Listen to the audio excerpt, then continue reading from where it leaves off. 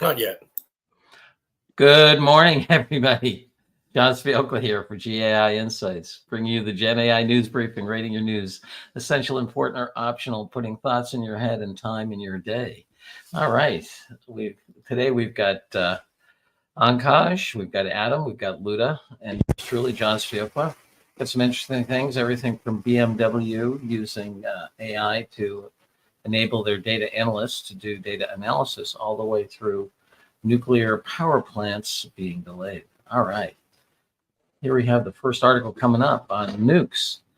Go ahead, Ankash. Thanks, John. So the first one that we have for today comes from Google, and Google has signed a deal to part data centers with nuclear micro-reactors from Kairos. Yeah, on this one, I think this was That's me. Adam. What'd you think? Yeah.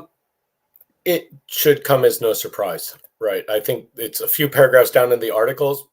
It says, with the deal, Google joins Microsoft and Amazon in turning to nuclear power to satiate its thirst for electricity. So Yes. probably the bigger news would be if Google, if they weren't making a move like this, and they were potentially going to get left behind. But yeah, it's a pretty clear trend that they're all looking at ways that they can, stay green, not emit, not impact their carbon goals.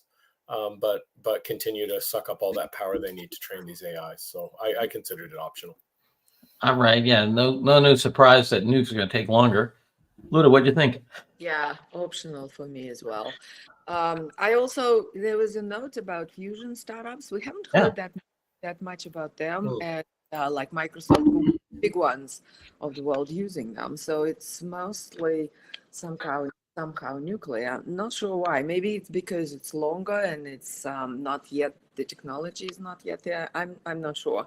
But there was a note that this is coming as well. Yes, I was surprised that they're coming on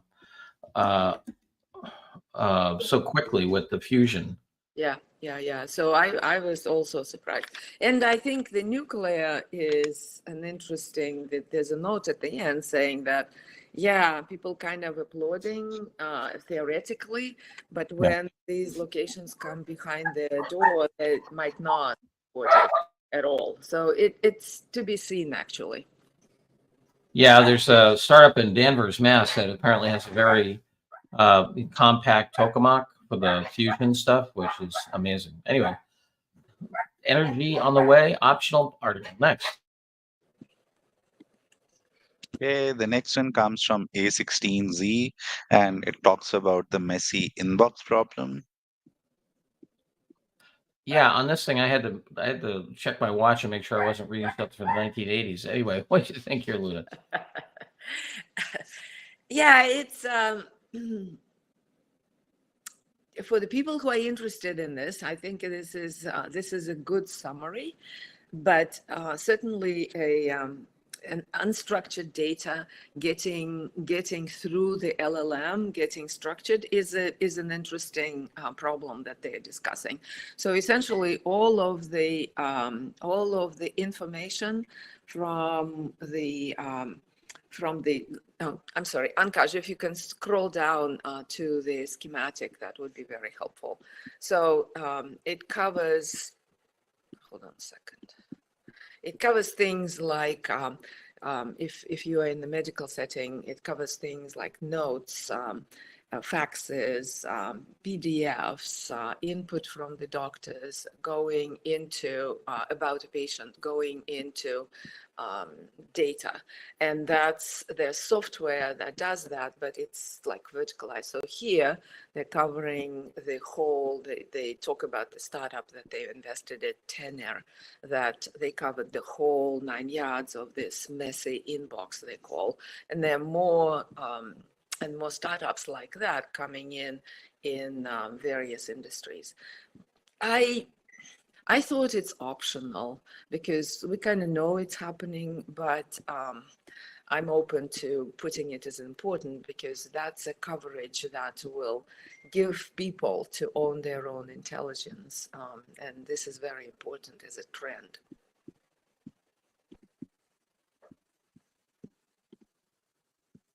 You're on mute, John. I was definitely coming down on optional. because I thought that there's a number of solutions out there. I thought Epic and so forth actually had this kind of, fax capture in there, and whether they're, this seems to me more like a feature. And I thought, I know that a lot of revenue cycle management stuff is already taken care of this, and I just don't. Anyway, I put it as optional. How about you, Adam? Where are you? Yeah, I mean, they're categorizing a very specific problem here, but the concept of using LLMs to capture unstructured data and take the human out of the loop, or the human admin out of the loop, isn't some really innovative or new concept. I felt like it was more them trying to sort of platform and showcase a company they've invested in more than anything else. So I put it as optional also. All right, optional it is. Akash, next. But I will say Luda makes a good point about the importance of the trend. Oh, yeah, no question. Broader trend, very important. Yeah, especially around order management, business process stuff. Go ahead, Akash. The next one, yes, the next one is a research paper titled Thinking LLMs, General Instruction Following with Hot Generation. Yeah, I was on the fence on this one between optional and important. The 8 billion parameter model, by having the robot think before it starts to go in and do solutions, it seems to have pretty good performance against. I don't really know how important these benchmarks are, but the STE, the structured text evaluation or semantic text evaluation, and then the ARMO, which is adversarial robustness model output or advanced robustness metric for outputs. That those benchmarks seems to do as well as the very large models with only 8 billion models. So I thought, this ability to do thinking beforehand and then, different kinds of chains of reasoning after, it's in the trend that's there to do it with a model that's small. I thought was interesting. Also interesting that some of these folks are from Facebook's AI research group. So I don't know. I'm going to land on an optional, but I'm very close to hopping over to important. What do you guys think? Adam, I'll give you the floor first. Oh, sure. Thanks. I was optional as well, and maybe someone could explain to me, like, you look at what OpenAI has done with this new O1 Yes. and the reasoning there, and you look more and more at how they're learning that if you have basically a judge that, an aspect of the LLM that evaluates the answers and Right. looks for better answers, you're going to get better answers. Right. So it wasn't really clear to me, other than maybe a slightly different way of doing it, what they were doing here in their research that wasn't really already being proved out elsewhere. So I had it as optional also. Yeah, for me, it was the only distinct thing was the size. Yeah. So I actually landed on optional because I couldn't quite find the novelty here, because we've seen something like this before, actually more specific. And the judging, they're putting the responses back and rethinking them. So I didn't find much novelty. That's why I put it as optional. All righty, optional it is. Ankaj, next. Okay, the next one is a case study from HBR, which talks about should we deploy a GenAI Salesbot. Yes, here we have the famous HBR cases with 2 respondents. What do you think here, Adam? So, I came down as optional on this as well. I think it's a good use case. It's a good example. I appreciated the balanced responses. One of them is from an associate professor at Kellogg School and a former VP at Google. And the other is from the CTO at HubSpot. And I appreciated the nuance that they brought to their responses, but it wasn't really enough to put it over the line from just being another example of a good use case to an important read for me. Yeah, I mean, it raises issues around, a customer doesn't want to be treated like this. What are you going to do with the talent? She hasn't necessarily got the organizational support to push it through the sales organization, and it's always dangerous, or at least tricky, dealing with big customers and sales, right? You don't want to get those wrong. Because as the WAG said, nothing happens till somebody sells something. What do you think here, Luda? I think it might be worth putting an important on it. I bet you that the same thoughts are going through the minds of many CEOs, many. And it lays out what the issues are in good, in kind of very succinctly, but well. And there's some advice here and how you might want to take it. So I think it might be an important read for people who haven't really started considering this. And I'm thinking maybe important. But in general, it's optional. These are the things that we've discussed many, many times. But it's laid out well, and people are still hesitating to implement. So this is another article to kind of help them think through. Luda, I think you've convinced me as well. I was just thinking about it. It does provide some good nuanced solutions and advice, and it is a scenario, to your point, that I can imagine a lot of companies are asking themselves this very question right now. So I could certainly support important. All righty. And it talks about, look, this is really not for getting the labor out or cost cutting and getting the good people out of the door, right? To reduce costs. It's really about strengthening and getting the company stronger. So, yeah, I think it's important. All right, we're headed for important. Socrates reaches his hand up from the grave and says, "Listen to me." Here's a case study. All right. We're going for important on that one. Sounds good. Next, Ankash. Yes. The next one comes from BMW Group and AWS. It talks about how BMW is fostering a data-driven culture with a no-code generative AI data analytics solution on AWS. Yeah, well, early in my academic career, I taught data analytics at Harvard Business School. So I tell you, we could have used this. What do you think here, Luda? I put it as important. It walks through how they did it. And so essentially, it's an agent that thinks through the task, shows up and says, I will do this, and then writes code to do this, and then looks at what they generated, can take input at this time, repeats, and finds the good answer.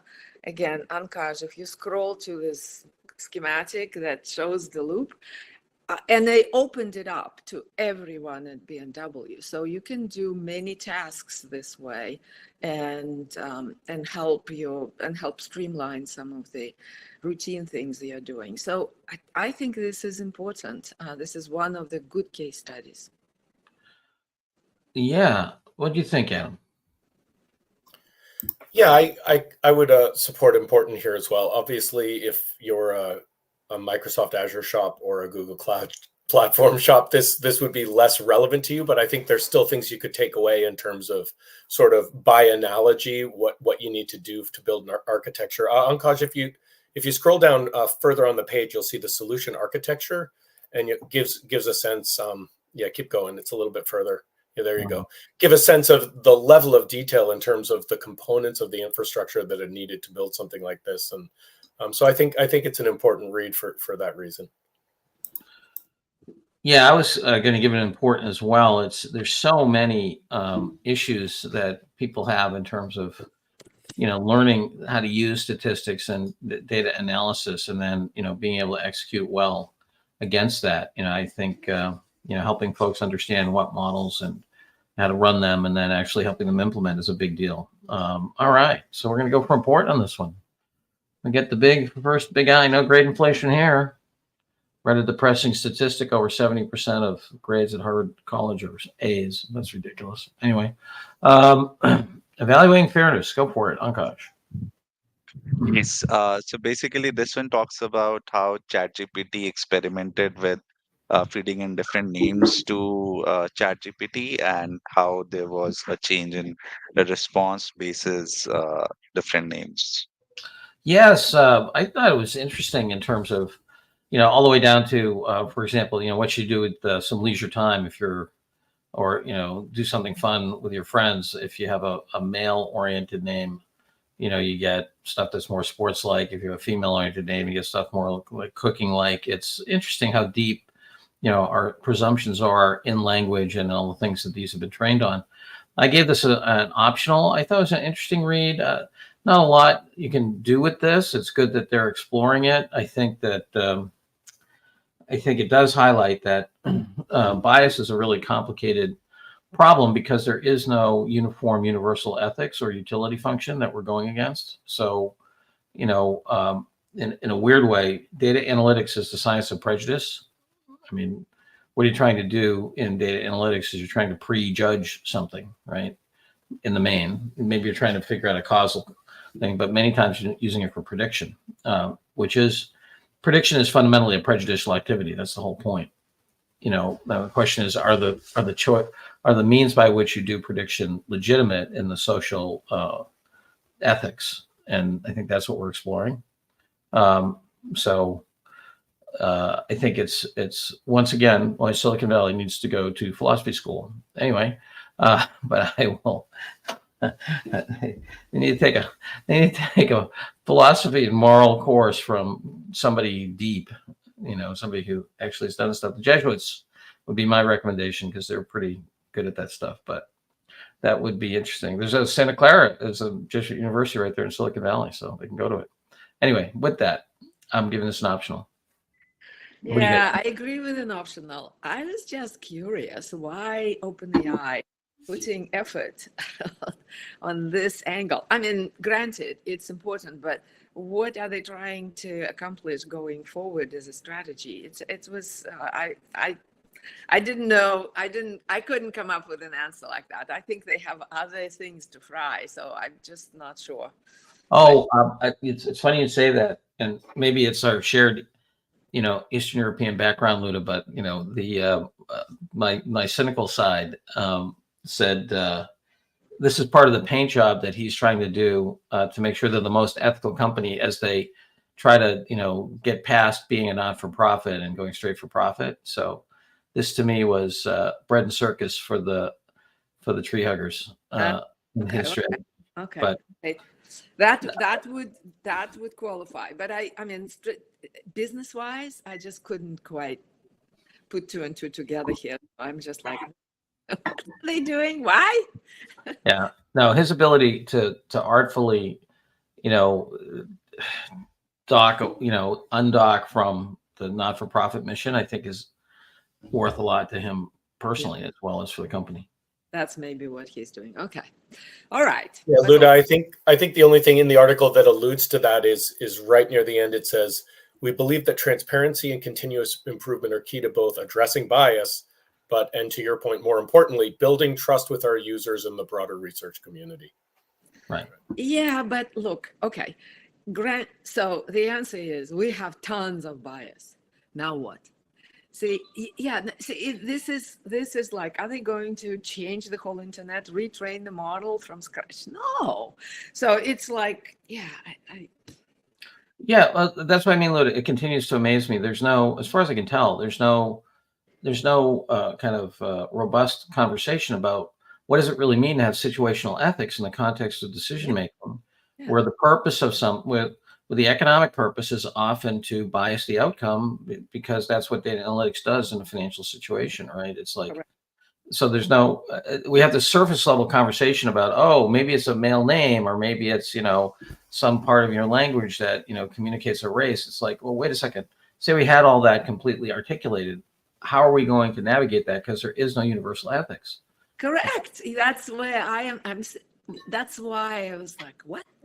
But anyway, I mean, they have the money now, so they can spend it however they like. Yeah, I mean, just for fun, I'll dig up something that I'll put in the chat for the audience in a second here. But go ahead, guys. We're going to give this an optional. This particular thing that I wrote with Mary Gentile, who's a fantastic business ethicist. She and I wrote this piece many years ago, back in the 90s, that is IT and ethics and policy. And what it does is comes up with different issues, issues of surveillance and ownership and so forth. And then what it does is it suggests different legitimacy, fields of legitimacy. So is it a rights-based, a utilitarian? Like what are we trying to optimize about? And in terms of, a relevant philosophical or ethical background in the context of making those trade-offs. So it still sells, actually, 30 years later. So it's called IT Ethics and Policy thing. So I just put the link in there if people want to use that. All right, Ankaj, here we go, the big tote. Light reading day, couple importance here. Case study, help you navigate the swamp of approvals and implementation, and BMW making the world less ignorant, one data project at a time. Okay, with that, any announcements or anything? Adam, Luda? All right, Adam, well, thanks for joining us, because I know you're just back in beautiful Melbourne, and I've done that jet lag, and it's brutal. So thanks for joining us. And Luda, great to be with you as always. Ankaj. All right, folks, we'll see you all tomorrow. Bye-bye. Yes, thank